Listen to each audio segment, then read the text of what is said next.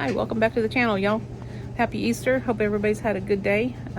Also, happy 420 for all my friends in the know. Like I said, if you know, you know.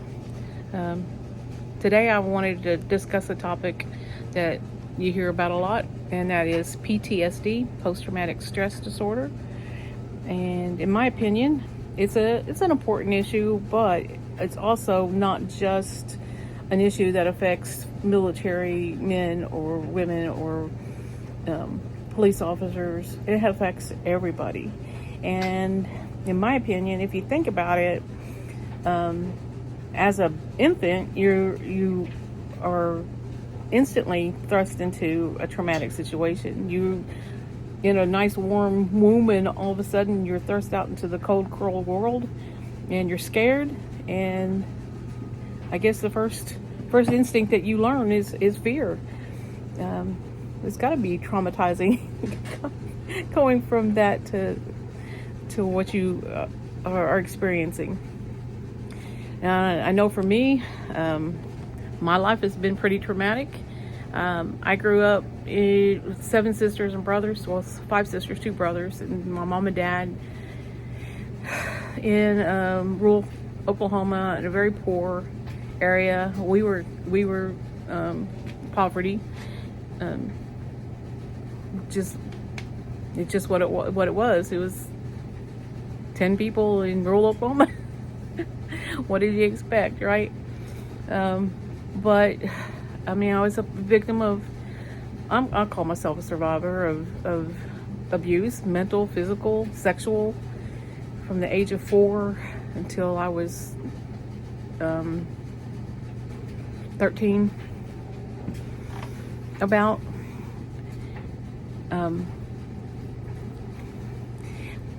But I got through that.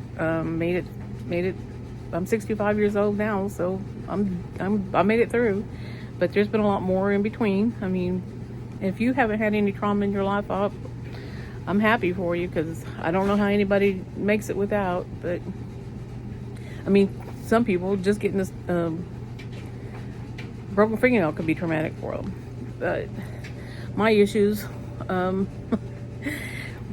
when I in college, got my heart broken by my first true love, and I moved to Texas when I was in 1980. And in 1981, unfortunately, my apartment was broken into, and I was sexually assaulted brutally. And the police said that from everything that the attacker told me, that they believed that he had not intended to leave me alive. But I fooled him, and he got 30 years without parole. So there's that. I survived that. Got through that, went and married a guy that I thought was a good guy, and turned out he wasn't such a good guy. 4 years married to him, but only 3 that I stayed with him, and left after catching him in bed with another woman, and then him beating me up for catching him. So now I am married to a wonderful man, takes good care of me. He's got 4 children that there were 2, 4, 5, and 6 when we got married. And of course, they're all grown now. We have grandchildren, and trauma has still followed along. Of course, I won't tell you my husband's full story either, but he's had his issues. Of course, he was married to his ex-wife, who was a problem for him, and thankfully for me, it was a problem for them, because now we're together. But he's had a couple of health issues, and of course he had family difficulties growing up too. Everybody has some kind of issue or baggage. But my issues now are, in 2018, kid ran a red light while I was on a motorcycle. My husband and I were both riding, and a kid ran a red light in front of me, causing me to hit him, and broke my back, my shoulder, and my pelvis. They told me I was internally broken in half, inside.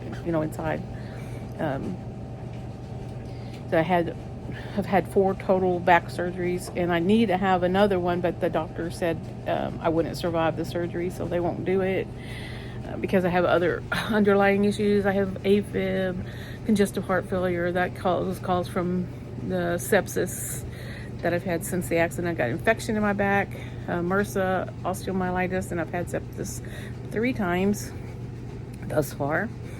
Hoping I don't ever have it again. That's really, really, really tough on you. And a lot of people don't survive it. But again, I survived. And now I'm just turned 65 and hoping to stay a little bit healthy, make it a couple more years. But again, this PTSD is not just for military personnel or accident victims, police officers. It's for everybody, and unfortunately everybody doesn't get the treatment that they need. And some people can handle things on their own and they have a good support system. I personally use medical cannabis, and it helps me to sleep, it helps my anxiety, and it helps with the pain. I don't use it all the time. I use it to help me sleep at night, and sometimes periodically in the daytime I will occasionally use it just to take the edge off a little bit. But everybody, stay strong. If you need help, ask for help. Don't be ashamed. We all have issues.